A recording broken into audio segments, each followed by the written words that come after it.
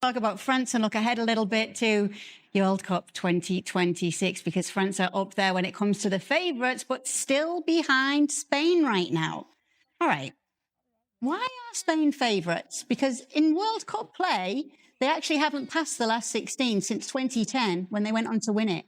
Is it the players that they've got now that puts them at the top of the pile? Are you asking me or are you asking just the French quickly squad? before we get to the Frenchies. We just got to All right, we'll get to the French. We'll go to the French players. Now that we've got the squad up, let's talk about the roster here. No Camavinga, that was one of the big omissions. Jules, anything else that really stood out from this squad? No, I think the big miss is Hugo Ekitike, who I think would have not just been part of this squad, but would have started the first game at the World Cup on the left-hand side of the 4-2-3-1. And unfortunately, that injury suffered against PSG means that he's not there. And even without him, when you saw that forwards list, it's really impressive. I don't think there's any other country in the world that has this kind of attacking power. The starters to start with, whether it's Dembele, Olise, and Mbappe, they're locked in with Barcola or Doué or Cherki on the left-hand side. But even on the bench, Akliouche is a wonderful talent. Marcus Thuram starts to have good experience and he's really solid to come on late. Even Jean-Philippe Mateta, who's maybe one of the surprises inclusion for Deschamps in there, as we saw in the Conference League final on Wednesday night, can come on for the last 10 minutes and bring something very different. And certainly those kind of different profiles outside of the starting front four just bring you, again, versatility, different options, variation in your play and what you can give the opposition, really. And I think that this French squad is stacked everywhere, offensively and defensively. For me, Upamecano-Saliba is the strongest centre-back partnership in the whole competition. Do you feel as confident as Jules does, Frank?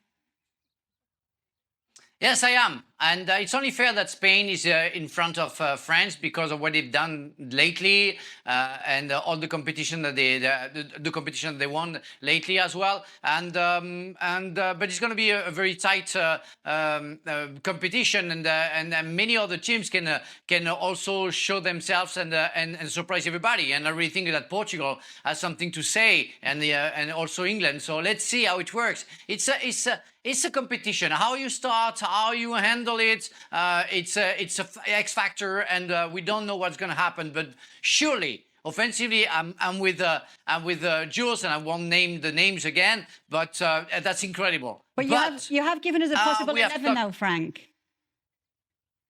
Yes, and it's I had some question marks, about the left side because everybody sees Theo Hernandez or Lucas. I don't know. I think it's going to be Theo Hernandez.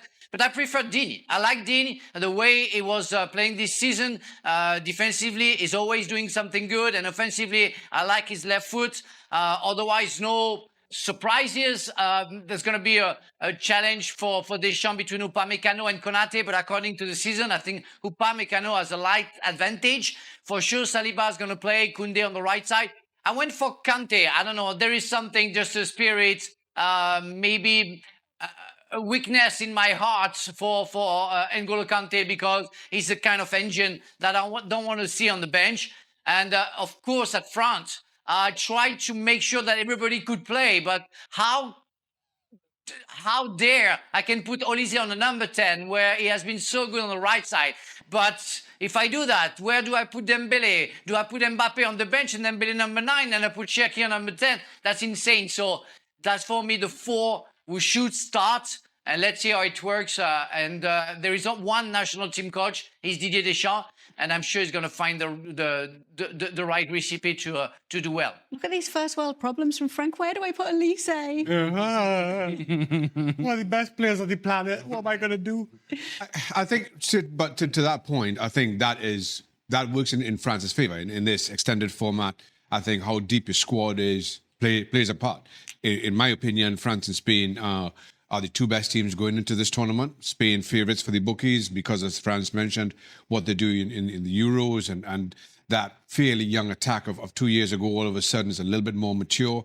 I'm not sure how you say that about 18-year-old Lamine Yamal, but they are. But I think when it comes to squad quality, squad depth, France just pipped the Spanish in that regard. And so, big reveal, they're my favourites, Kay. France are your favourites? France are my favourites. All right. What about you, Ale? Well, to your point about squad depth, I think France are the only team in this World Cup that you could pick two separate starting 11, and you put them on different sides of the bracket, and those both starting 11s would make it at least to the quarterfinals. That's how talented I think this group is. So for me, France's biggest rival is France. It's France. If they can get out of their own way and just allow some of these players to really showcase what they're capable of, on paper, they are stronger than everybody else, and that includes Spain. Because of the depth of France. I don't think Spain has that sort of depth. Certainly, they don't have that sort of depth in the back line, and they don't have that sort of depth in the midfield area. They do have a lot of talented players, of course, in the attacking third, but I just look at France, and they just have everything that you would want out of a team coming into a tournament. Identity, structure, talent, individual talent, group talent, how they work together, how they're able to match in terms of speed against other teams on the outside, 1v1 situations, defending 1v1 situations, pressing in the midfield. That's an area that perhaps you could exploit against France if indeed you get a team like Spain that can dominate the midfield because of the quality of players they have in that area. But outside of that, if you look on paper, and again, this is all on paper, you have to play the games, there's no argument to be made against France. You can make arguments for others if you so desire, but to make an argument against France is foolish given what they have available. And given what they have available, it's better than